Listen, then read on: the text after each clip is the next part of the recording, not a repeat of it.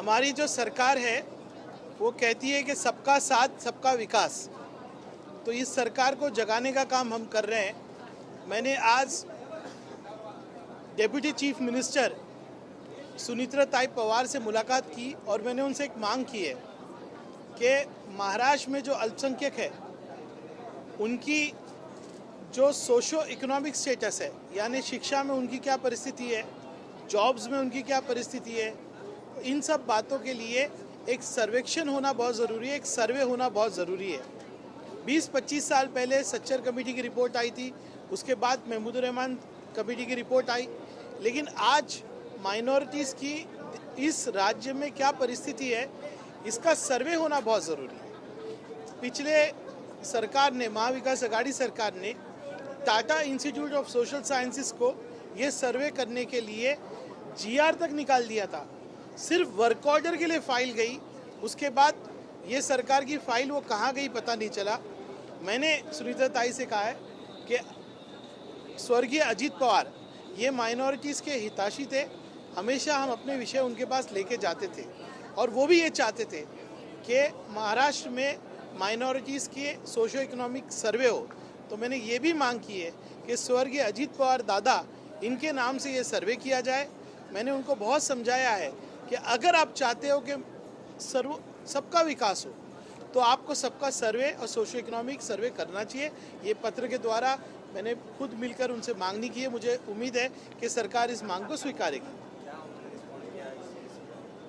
सुनीता ताई अजीत पवार जैसे हमेशा माइनॉरिटीज़ के विषय में बहुत सकारात्मक रहती है, लेकिन सकारात्मक रिस्पांस देने के बाद इस पत्र के ऊपर क्या वो सरकार को प्रस्ताव करेंगी, क्या Tata institute of social sciences को दी हुई जिम्मेदारी जीआर उसको जिंदा करेंगी या नए सिरे से अजीत पवार साहब, स्वर्गीय दादा अजीत पवार साहब के नाम से ये सर्वेक्षण करेंगी, ये देखने की बात है।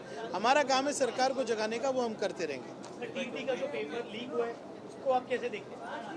शर्मनाक है, सरकार राज्य चलाने के अंदर एक एग्ज़ाम नहीं कर पा रही है, एक एग्ज़ाम कंडक्ट करना जो है वो नहीं कर पा रही है। ये क्यों हो रहा है, इसके पीछे आप जाइए। ये इसलिए हो रहा है कि आप जब ये एग्ज़ाम कंडक्ट करने वाली जो बॉडी है उस पर लोगों को नियुक्त करने के वक्त उनकी क्वालिफिकेशन नहीं देख रहे हो, एक बात देख रहे हो कि उनकी विचारधारा क्या है। इसलिए आप देखो इंस्टीट्यूशन आफ्टर इंस्टीट्यूशन कोलैप्स हो रहा है।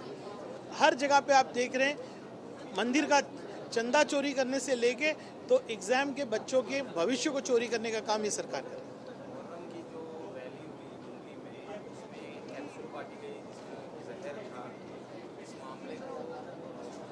मामले में कई जाने जा सकते हैं। अगर कुछ सतर्कता समय पर नहीं है, इस मामले को कितना गंभीर लेना चाहिए, क्योंकि सीधा डायरेक्ट लोगों को जहर बांटा गया उस रैली में।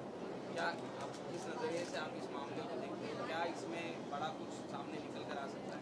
देखिए, सबसे पहले तो मुंबई पुलिस और जो वॉलंटियर्स थे वहाँ पर, मैं उनको मुबारकबाद दूंगा कि उनकी सतर्कता नहीं होती तो बहुत बड़ा हादसा महाराष्ट्र में, मुंबई में होता।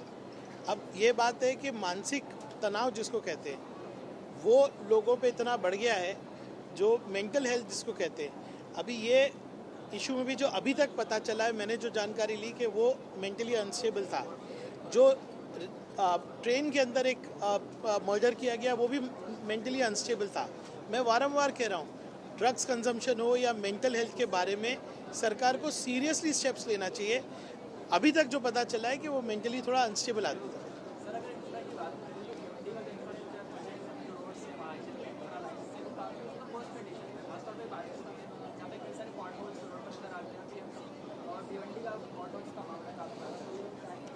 कल मैं मुंबई से भिवंडी जा रहा था, थाने वड़पे रोड के विषय में इस सभागृह में कम से कम 10 बार मैंने आवाज़ उठाई है। जितने भी सीएम थे जब से मैं आमदार बना हूँ, सब ने मीटिंग ली है, डीसीएम ने मीटिंग ली है, लेकिन जो एमएसआईडीसी के अधिकारी है उनको ना सस्पेंड किया जाता है ना उन पर कार्रवाई की जाती है।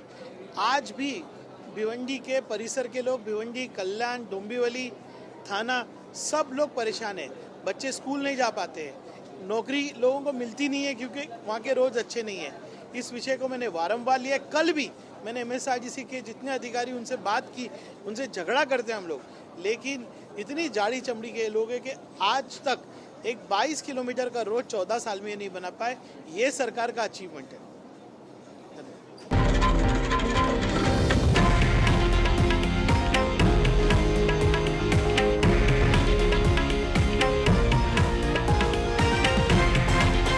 हे आहे देशातील नंबर 1 न्यूज नेटवर्क आणि आपण पाहत आहात TV9 मराठी, एकमेव।